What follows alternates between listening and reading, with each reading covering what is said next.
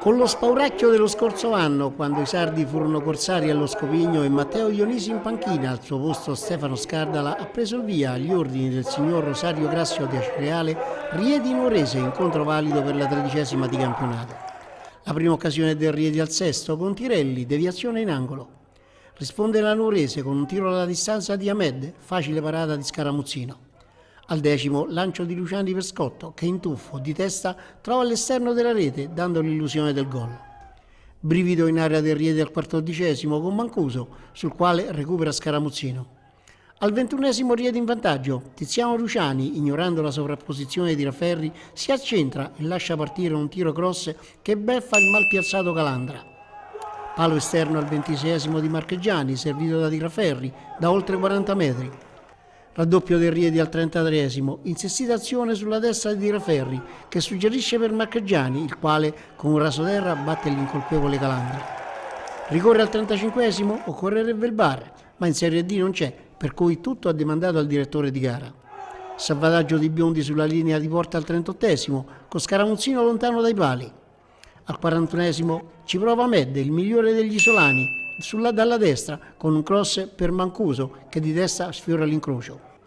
Atterrato giunta al 42°, dai 18 metri Capitan Tirelli calcia alto sulla traversa.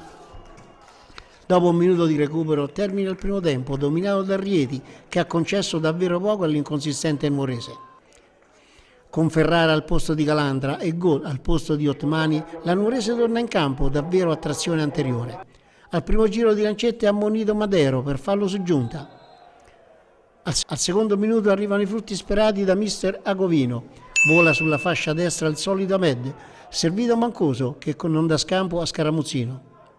Dopo 2 minuti, terzo gol dei Rieti e l'argentino Mattias Cuffa a ribadire la doppia distanza di Rieti, girando in porta un cross dalla destra.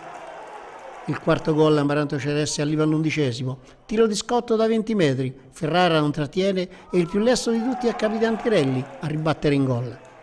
Doppio cambio in casa Rieti al 15°, esce Luciani per far posto a Dionisi e lascia il campo Ispas per l'ingresso di Scevola. La Manita arriva al 19°, sgroppata sulla sinistra di Tirelli, perfetto cross e puntuale deviazione in rete di Francesco Marchegiani, per lui 13° centro in campionato. Al 27°, seconda ammonizione e rosso per Capitan Tirelli. Immediata la sostituzione di mister Parlato, che richiama Marchegiani al suo posto il tornante Cericola. Sussulto Nuorese al 41° con Cadao, su suggerimento di Comè Ahmed, davvero imprendibile.